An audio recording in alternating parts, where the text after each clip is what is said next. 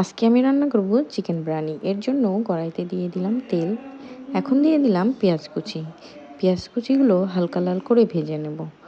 হালকা লাল করে ভেজে নেওয়া হয়ে গেছে। এখন দিয়ে দিলাম আদা বাটা, রসুন বাটা আর বাদাম বাটা। এগুলো দিয়ে ভালোভাবে নেড়ে চেড়ে এখন দিয়ে দেব বিরিয়ানির মশলাটা।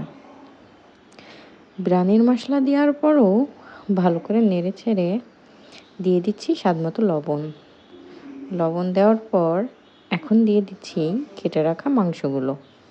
এক এক করে মাংসগুলো দিয়ে ভালো করে নেড়ে চেড়ে আমি মিশিয়ে নিচ্ছি। এখন দিয়ে দিলাম অল্প পরিমাণ পানি। পানিটা দিয়ে চারিপাশটা ভালো করে মিশিয়ে নিলাম। তারপরে দিয়ে দিচ্ছি 5-6টা কাঁচামরিচ। মাংসটা হয়ে গেছে, নামিয়ে নেওয়ার পর আবার কড়াইতে তেল দিয়ে দিচ্ছি। এখন দিয়ে দেব তেজপাতা, গরম মশলা আর এলাচ।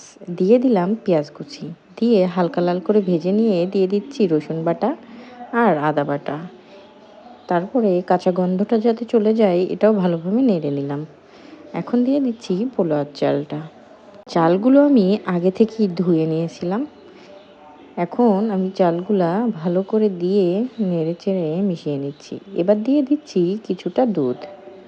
দুধ দেওয়ার পরও ভালো করে নেড়ে নিচ্ছি চারপাশটা। অল্প কিছু পানি দিয়ে দিচ্ছি যাতে নিচে লেগে না যায়। এবার দিয়ে দিচ্ছি সেই মাংসগুলো দেওয়ার পর ভালো করে নেড়ে চেড়ে এখন দিয়ে দেব পরিমাণ মতো পানি। পানি দেওয়ার পর এবার আমি ঢাকনা দিয়ে কিছুক্ষণের জন্য ঢেকে রাখবো যাতে আমার বিরিয়ানিটা হয়ে আসে। আর দেখতেই পাচ্ছেন আমার বিরিয়ানিটা কিন্তু হয়ে গেছে। এবার আমি নামিয়ে নিচ্ছি। আমার ভিডিওটি ভালো লাগলে অবশ্যই লাইক, কমেন্ট, শেয়ার করতে ভুলবেন না। আল্লাহ হাফেজ।